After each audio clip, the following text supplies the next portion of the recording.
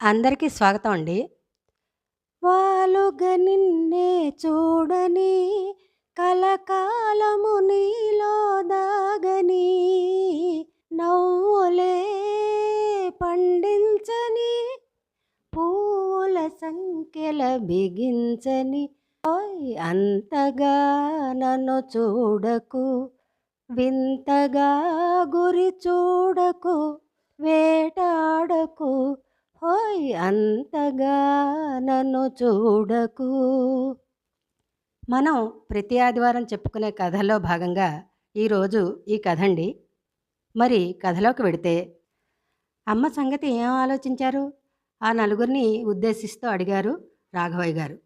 ఆలోచించేదేముంది uncle, అమ్మ కూడా మాతో పాటే చెప్పాడు పెద్ద కొడుకు రామం. అన్నయ్య సమాధానమే మాది కూడా చెప్పారు కృష్ణ, రాజు, రవిలు. బావుందర్రా, నలుగురు మీ మీ ఉద్యోగాల రీత్యా పట్టణంలో ఎక్కడెక్కడో ఉంటున్నారు. ఏ ఇద్దరూ ఒక చోట ఉండట్లేదుగా. అయితే ఏమిటి అంకుల్? రాఘవయ్య కేసి చూస్తూ అడిగారు ఆ నలుగురు అన్నదమ్ములు. అదేనర్రా, అమ్మను ముందుగా ఎవరు తీసుకెడతారు? సూటిగా ప్రశ్నించాడు రాఘవ. ఆమె నలుగురు కొడుకులు ఏం చెప్తారా అన్నట్టుగా గదిలో నుండి కిటికీలోంచి బయటకు చూస్తూ అనుకుంది పార్వతమ్మ. తన భర్త బతికి ఉండి ఉంటే తనకి ఈ స్థితి పరిస్థితి దాపురించేదే. సరిగ్గా 10 రోజుల క్రితం భుజంగం గుండెపోటుతో చనిపోయాడు. భుజంగం పార్వతమ్మలకు నలుగురు కొడుకులు. భుజంగం చేసేది ఆఫీసులో చిన్నపాటి గుమాస్తా ఉద్యోగం అయినా, జీతం తక్కువైనా, ఖర్చులు బాధ్యతలు ఎక్కువైనా భుజంగం డబ్బు కోసం ఎప్పుడూ ఎవరినీ చేయి చాచింది లేదు. తమకున్న దాంట్లోనే సర్దుకుపోయే తత్వం భుజంగాంది. రాఘవయ్య భుజంగం కంటే పై స్థాయిలో ఉన్న ఉద్యోగి. ఆయనకు ఇద్దరే పిల్లలు. అంతో ఇంతో ఆస్తి కూడా ఉంది. అయినా అప్పులు ఆయనకు తప్పలేదు. భుజంగం అప్పులేనివాడు అధిక సంపన్నుడన్న పెద్దల మాట నిన్ను చూస్తే నిజమనిపిస్తోందయ్యా అని అప్పుడప్పుడు రాఘవయ్య అంటుండేవాడు భుజంగంతో. నాదేముంది సార్, ఎవరి పిడికిలి ఎంతో అంతే డబ్బు చేతికి దక్కుతుంది. సంపాదనకి అంతేముంది సార్, సంతృప్తి ఉండేలే గాని నవ్వుతూ అనేవాడు భుజంగం. భర్త ఎంత సంపాదించినా భార్య ఒబ్బిడి చేస్తేనే సంసారం సాఫీగా సాగుతుంది, లేకపోతే ఇబ్బందులు తప్పవని భుజంగం ఉద్దేశం. ముందు ఆ క్రెడిట్ అంతా పార్వతమ్మదేనని భుజంగం ప్రగాఢ నమ్మకం.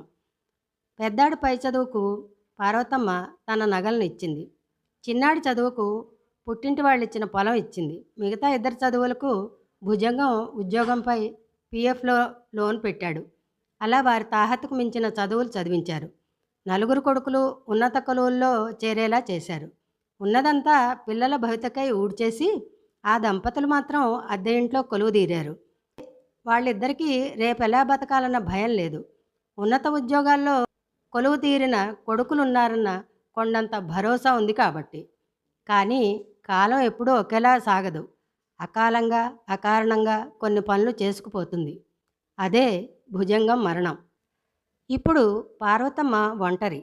నలుగురు కొడుకుల్లో ఎవరో ఒకరి పంచన చేరాల్సిన పరిస్థితి. రాఘవయ్య గారు అంటున్నారు, చెప్పండి, మీ నలుగురిలో పెద్ద కొడుకు ముందు అమ్మని తీసుకెడతాడా? పెద్ద కొడుకు రామన్ సమాధానం చెప్పలేదు.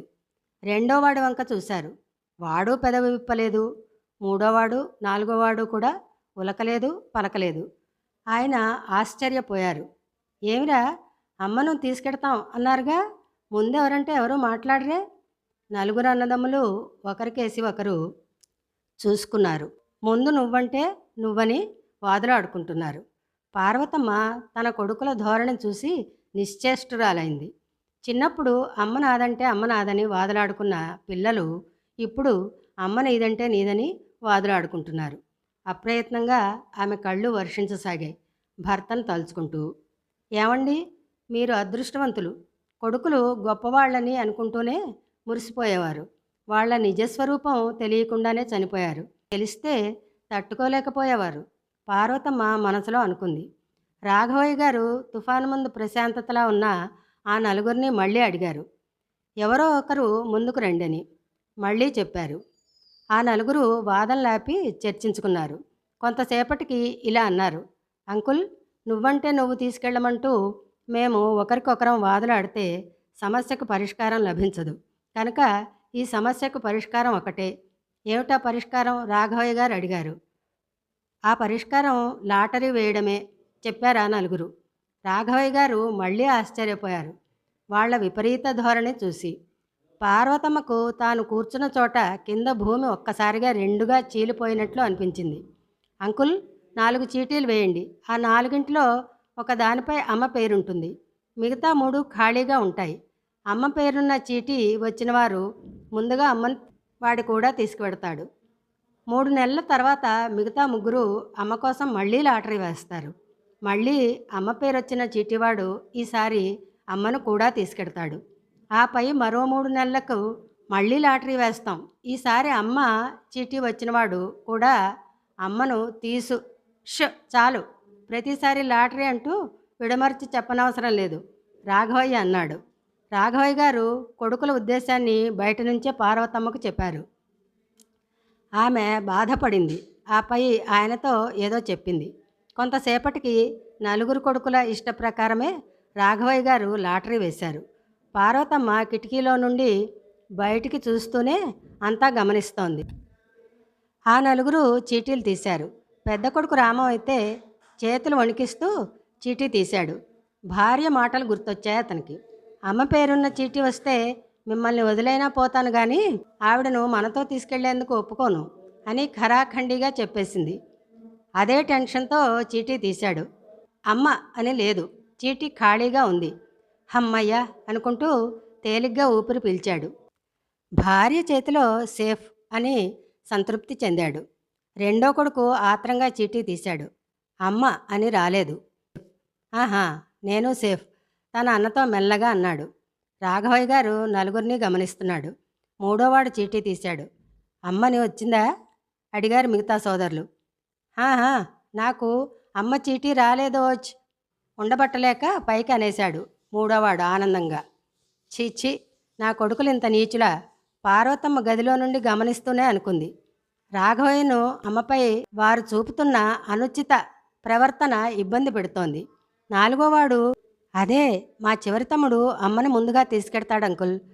నాలుగోవాడు చీటీ తీసి చూడకముందే తేల్చి చెప్పేశాడు పెద్ద కొడుకు రామం. కంగారు పడకు, వాడు చీటీ చూసి మాట్లాడు చెప్పారు రాఘవయ్య గారు. నాకు అమ్మని రాలేదోచ్, నాలుగోవాడు వెర్రి ఆనందంతో అరుస్తూ అన్నాడు. ఈసారి ఈ హఠాత్ పరిణామానికి అన్నదమ్ములు నలుగురు నిశ్చేష్టులయ్యారు. అదేమిటి, అమ్మ అని ఎవరికీ రాలేదే అడిగారు ఆ నలుగురు. అప్పుడు రాఘవయ్య, మీ అమ్మనే అడగండి అంటూ లేచి వెళ్ళిపోయారు. నలుగురు అమ్మ వద్దకు వెళ్ళారు. ఎందుకలా చేసావమ్మా అడిగారు. ఈరోజు అమ్మను లాటరీ వేశారు, రేపు వేలం వెయ్యరని గ్యారంటీ ఉందా? పార్వతమ్మ నలుగురు కొడుకులను సీరియస్గా చూస్తూ అడిగింది. వాళ్ళు నలుగురు సమాధానం ఇవ్వలేరు. ఒరేయ్, పురాణకాలంలో పరశురాముడు తండ్రి చెప్పాడని తల్లిని చంపాడు. తండ్రి వరం కోరుకోమంటే ఆ తల్లినే తక్షణం కావాలన్నాడు. ఎందుకో తెలుసా? అమ్మలేని జన్మ అర్థం లేదని, వ్యర్థమని, అమ్మే అన్నీ అని పరశురాముడికి తెలుసు కనుక. ఎవరికైనా దెబ్బ తగిలినా, బాధ కలిగినా అమ్మ అని అంటారు. అలా అనే అర్హత కూడా మీకు లేదురా. ఎందుకో తెలుసా? ఆ అమ్మనే బాధ పెట్టిన బడుద్దాయిలు మీరు కనుక. అమ్మను లాటరీ వేసే స్థాయికి ఎదిగారు మీరు. కానీ నేను ఇంకా మీ స్థాయికి దిగజారును కూడా. మీకు బతుకుపాఠం నేర్పిన అమ్మన్రా. నాకు బతకడం కష్టం కాదు, కానీ మీకు పిల్లలున్నారు, వాళ్ళు కూడా పెద్దవాళ్ళు అవుతారు. అప్పుడు నా దుస్థితే మీకు తప్పక వస్తుంది. శ్రీరాముడు దేవుడైనా చెట్టుచాటుగా నిల్చుని వాళ్ళని చంపినందుకు మరుజన్మలో శ్రీకృష్ణునిగా ఉన్నప్పుడు బోయవాని చేతిలో గాయపడ్డాడు. ఆ దేవునికే తప్పు చేసినందుకు శిక్ష తప్పలేదు. మనుషులైన మీరెంత, మీ బతుకెంత, మీకు శిక్ష పడి తీరుతుంది. ఈ క్షణమే మీ అమ్మ రాజీనామా చేసింది. నేను తలుపులు వేసి 15 గంటకు తీస్తాను. అప్పుడు ఇక్కడ మీలో ఒక్కరున్నా ఈ అమ్మలో అమ్మోరును చూస్తారు అంటూ పార్వతమ్మ సీరియస్గా తలుపులు మూసేసుకుంది. సరిగ్గా 15 గంటకు తీసింది. ఏ ఒక్కరూ అక్కడ లేరు. అదండి కథ. చాలామంది ఇళ్లలో చాలా సహజంగా జరుగుతున్న కథ ఇది. సహజమైన కథ. మళ్ళీ ఇంకో వీడియోతో త్వరలో కలుద్దాం. బహుశా వీలుగా ఉంటే రేపే.